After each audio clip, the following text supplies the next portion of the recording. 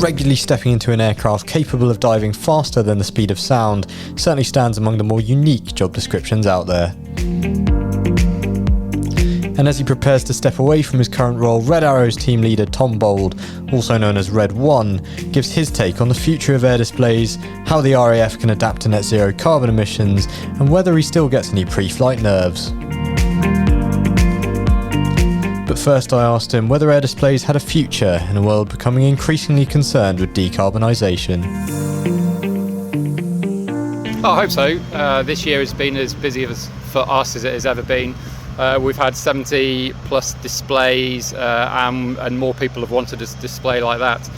Climate change is an interesting one. It's something that we are very aware of in the Royal Air Force, and it's something that we are looking to improve. So there is a pathway for aviation fuels and to try and make the whole thing net zero. So we are as a whole moving towards that.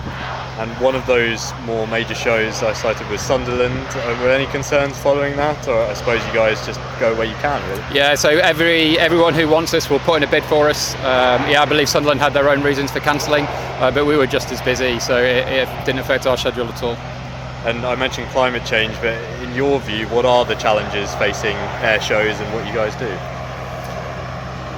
Well, the challenges facing air shows, well, actually I don't think there are too many at the moment. So we are as busy as ever. We still have the Bournemouths, the Eastbournes, which are huge, this one, and the beauty of them is they convene people. So for all of those councils who want to bring people into their area, then what greater spectacle than to have an air show for people to come to.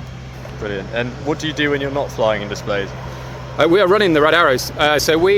You will see, for the air display, you'll see the 8, the 9 Red Jets performing, but that's only the real kind of tip of the squadron. We have 120, 130 people that run the squadron, so we have to deal with the logistics of how we're going to get from A to B, what spares do we need to train. So all of that keeps us busy throughout the whole of the year.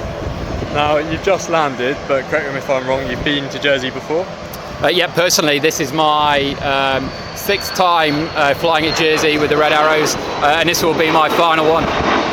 Really? So is that because you're retiring? It is. So we do 3 years on the team. I had 3 years previously as a team pilot, and now I've done 3 years as a team leader. So this will be my final one, so I'm looking forward to it. And how does that compare to other air shows? Do you like flying in Jersey, and as it'll be one of your last ones, a good one to go out on? It'd be great. Yeah, Jersey is really good for us actually. It's over the sea, but the bay is its own kind of amphitheatre.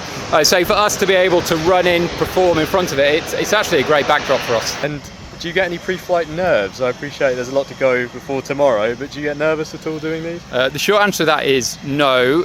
The longer answer will be it's because we've been doing this for such a long time. We train for 6 months before we even go in front of the public, so we will have practiced this show hundreds of times before it goes in front of the public.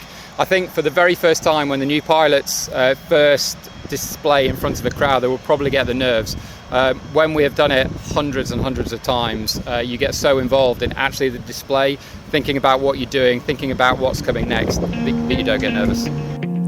That was Red Arrow's team leader Tom Bould speaking to me just after landing in Jersey for this year's air display. To stay up to date with plans for next year's display and other news, please visit bailiwickexpress.com or check out our sister publication, the Jersey Evening Post. But for now, from the Bailiwick News team, thanks for listening. More next week.